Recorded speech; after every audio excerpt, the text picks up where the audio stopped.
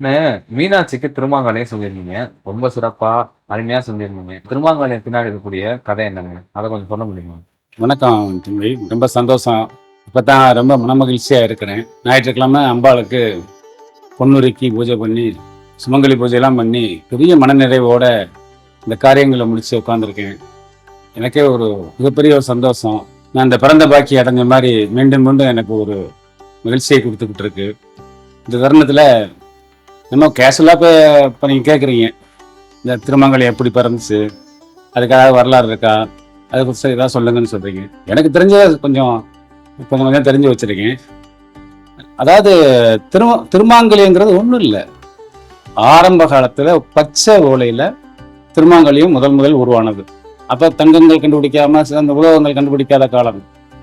ஆனால் அதுக்கு முன்னாடி குழுக்களாக இருக்கும்போது, மனிதனோ மிருகமோ சமமாக இருக்கும்போது, இந்த குடும்ப உறவுகள்லாம் இல்லாத போது ஒரு ஈர்ப்பு, ஒரு ஆணுக்கும் பெண்ணுக்குமான ஈர்ப்பு, அந்த ஈர்ப்பு காதல் பூவா மலர்ந்து, அந்த காதல் பூவில இருந்து தான் அன்பு உதயமாகுது. அந்த அன்புல இருந்து தான் குடும்ப உறவுகள், அத ஆழ்ந்த காதல். அப்ப அந்த ஒருவனுக்கு ஒருத்தி, நான் இல்லைன்னா நீ இல்லை, நீ இல்லைன்னா நான் இல்லைன்னு அந்த காலகட்டங்கள் குழுக்களா இருக்கும் போதே அது உருவானது. அந்த குழுக்களா, சின்ன சின்ன குழுக்களா தானே நம்ம பாரத தேசம் இருந்தது. மொத்த பாரதம் ஒன்றா இல்லை, நாடு கிடையாது, நகரம் கிடையாது. அப்புறம் கட்டமைக்கப்பட்டது தான், மனிதனான உருவாக்க கட்டமைக்கப்பட்டது. அப்போ இந்த குழுக்களா இருக்கும்போது இந்த ஆழ்ந்த காதல்னால நான் சாகந்தி நீ நானும் ஒன்னா இருக்கணும் அப்படின்னு ஒரு ஈர்ப்பை உருவாக்குச்சு. அந்த ஈர்ப்பினுடைய அடிப்படையில ஒவ்வொருல இருக்கக்கூடிய பெரியவங்கலாம் சொல்லி, இவளோட நான் சாகந்தி ஒன்னா இருக்கணும், என் மேல எனக்கு அவ்வளவு ஈர்ப்பு இருக்குன்னு சொல்லி, அப்போ அன்பு வந்து காதல் பூவா மலருது.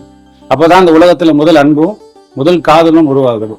அப்படி இருக்கும்போது அந்த காதலியோட ஈர்ப்பையும் சத்திய பிரமாணமும் வாழ்நாள் முழுவதும் நீ நானும் ஒன்னா இருக்க உருவானதான் பச்சை ஓலையில ஒரு குறியீடு. அந்த குலத்துக்கும் அந்த சின்ன சின்ன குலத்துக்கு ஒரு குறியீடு இருக்கும். இந்த குறியீடு போட்டு இந்த பையனுக்கு இந்த பொண்ணுக்குன்னு சொல்லி ஒரு 10 பேர் சேர்ந்து ஒரு கொக்குடத்துல வச்சு கட்டுவாங்க. அதுதான் முதல்ல தாலி உருவான கதை. மனிதனுடைய பரிணாமம் ஒவ்வொரு குழுக்களா சேர்ந்து அப்புறம் சின்ன சின்ன நகரங்கள்லாம் மாறும்போது அந்த நகரத்துக்குன்னு ஒரு குறியீடு, அதுக்குன்னு ஒரு தாலி உருவானது. அதுக்கப்புறம் சில காலங்களுக்கு அப்புறம் உலோகங்கள், மணிகள், இந்த மாதிரி சின்ன சின்ன அதிசய பொருட்கள், எந்தெந்த அதிசய பொருள்கள்லாம் கிடைக்குதோ அது பூரா திருமாங்கலத்துக்கு தான், காதலிக்குத்தான் கொண்டு வந்து கொடுப்பாங்க அந்த ஆடவர்கள். அப்பேற்பட்ட காதல் வந்து அவ்வளவு புனிதமா உருவானதோ. இந்த காதல் வந்து இன்றளவும் இருக்குதுன்னு சொன்னா இந்த திருமாங்கல்யம் தான் மிகப்பெரிய சாட்சி. இந்த உலகம் தோன்றி அன்பு தோன்றும் போதே திருமாங்கல்யமும் தோன்றுது. ஆனா அதுக்கப்புறம் உலகிருந்த பொருட்கள்ல தன் மனைவிக்கு அணிவிக்கணும்னு ஒவ்வொருத்தரும் தன் காதலர்கள் வந்து அவ்வளவு ஆழ்ந்த ஈர்ப்போட இருந்தாங்க. அவங்க காதல் வரும்போது உலகமே தெரியும், உலகம் சிறுசா தெரியும், ஏன் அவங்க உயிர் கூட சிறுசா தெரியும். அப்பத்தான் தங்கம், உலோகங்கள் கண்டுபிடிக்கும் போது தங்கம் கண்டுபிடிக்கிறாங்க. இந்த தங்கம் வந்து மிகப்பெரிய அரிய பொருள், அதிசய பொருள்னு சொல்லிட்டு அதை தேடி கண்டுபிடிச்சு தன் காதலிக்கு இந்த திருமாங்கல்யத்தை தங்கத்துல செஞ்சு போடணும்னு சொல்லி அங்க ஏற்கனவே இருந்து வேலை பார்க்கக்கூடிய பொற்கொள்ளர்கள்ட்ட போய் அந்த குறியீடு, அந்த ஊருக்கான குறியீடு, ஒவ்வொரு ஊருக்கும் ஒரு 250-300 வகையான தாலி இருக்கு. இது எப்படி உருவானது அப்படின்னு சொன்னா, ஒவ்வொரு குழுக்களுக்கும் அந்த காலங்கள்ல இருந்தே ஒரு தாலி, அவங்க அம்மா போட்டது, அவங்க பாட்டி போட்டது, அவங்க மூதாதையர் போட்டது, அவங்க நினைவு போட்டீங்கன்னா இப்போ 50 தலைமுறைக்கு முன்னாடி போனீங்கன்னா அந்த ஒரே டிசைன் அப்படியே வந்துகிட்டே இருக்கும். அப்படி இன்னும் இருக்கு, காலந்தொட்டு ஒரே அந்த டிசைனை வந்து இன்னைக்கும் போட்டுக்கிட்டு இருக்காங்க. அப்புறம் அப்படிப்பட்ட ஒரு வம்சாவளியான அன்பை தூக்கி சுமந்துக்கிட்டு வந்த ஒரு அழகான அற்புதமான ஒரு அதிசய பொருள் தான் திருமாங்கல்யம்.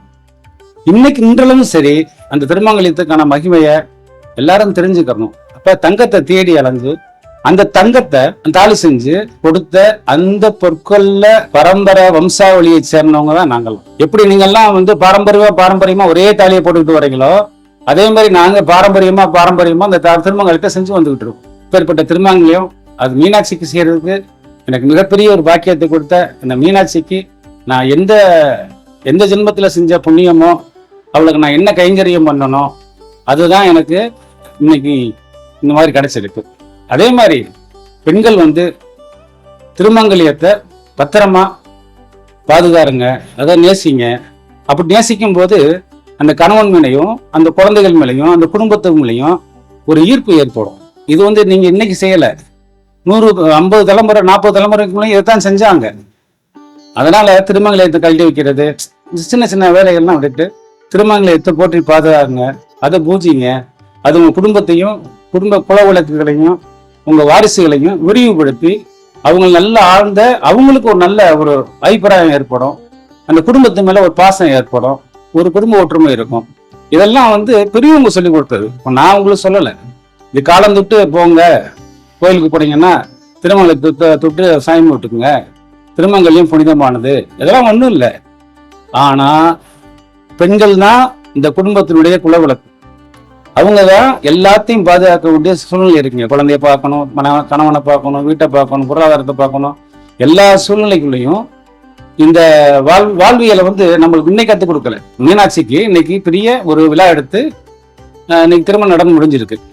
அப்ப அந்த ஒவ்வொரு வைபவங்களும் பாருங்க, தாய் மாமி தாலி செஞ்சு கொடுக்கணும், சீரெடுத்து கொடுக்கணும், இன்னும் ஐதீகம் எப்படி நடக்கணும், இதை முதல்ல செய்யணும், குடும்ப உறவுகளை எப்படி கொண்டுட்டு வரணும், எப்படி ஐதீகமா கல்யாணம் பண்ணணும், இது ஒன்னொன்னுக்கு பின்னாடியும் ஒவ்வொரு வரலாறும் அதை சுமந்துட்டு வந்து இன்னைக்கு வந்து நிக்கிறோம்.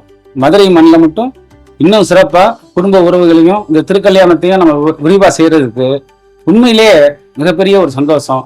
அது மதுரை மண்ணுக்கு கிடைச்ச ஒரு பாக்கியம், அப்படித்தான் நான் கருதுறேன். இன்னைக்கு உலகம் பூரா பாக்குறாங்க மீனாட்சி திருக்கல்யாணம். கயிறு அந்த மீனாட்சி கழுத்துல தாலி ஏறும்போது லட்சோப லட்சம், அமெரிக்கால இருக்கக்கூடிய பெண்களா இருக்கட்டும், தமிழ்நாட்டில் இருக்க பெண்களா இருக்கட்டும், கிராமத்தில் இருக்க பெண்களா இருக்கட்டும், அந்த டிவியை பார்த்துக்கிட்டு அந்த டயத்தையும் அந்த நிமிஷத்தையும் பார்த்துக்கிட்டு ஒவ்வொருத்தரும் அந்த திருமங்கலத்தை நீங்க வந்து கோர்த்து புதுசா கட்டுறீங்க, கயிறு கட்டுறீங்க பார்த்தீங்களா, அது எவ்வளவு பெரிய பாக்கியம். இந்த மாதிரிலாம் வந்து சொல்லி கொடுத்து உருவாக்க முடியுமா? எவ்வளவு உணர்வுபூர்வமா செய்யறீங்க. அதே திருமங்கலத்தை எங்களை மாதிரி பொறுப்பாளர்கள்ட்ட காலங்காலமா செஞ்சு நாங்கள் அக்னியை வணங்கி, அந்த காலங்களில் எப்படி அக்னியை வழங்கி குலவை கொட்டி அந்த தங்கத்தை இந்த பொண்ணுக்கும் இந்த மாப்பிள்ளைக்கும் தான் அந்த தங்கத்தை நம்ம உருக்குறோம், இவங்களுக்கு தான் இந்த திருமங்கல்யம் பண்றோம், இந்த குறியீடு இவங்க பாரம்பரிய குறியீடை வச்சு நம்ம செய்யறோம்ன்றத எங்களுக்கு அத்துப்படியா எங்களுக்கு எங்க முதல்வர் சொல்லி கொடுத்துருக்காங்க. அந்த தன்மையில திருமங்கலத்தை பாக்குங்க தம்பி. நீங்க கேட்டதுக்கு, இந்த நேரத்தில் நீங்க கேட்டதுக்கு, நான் சொல்றதுக்கு எனக்கு ரொம்ப சந்தோஷமா இருந்துச்சு. எனக்கு வாய்ப்பு கொடுத்ததுக்கு ரொம்ப நன்றி தம்பி. நன்றி, வணக்கம்.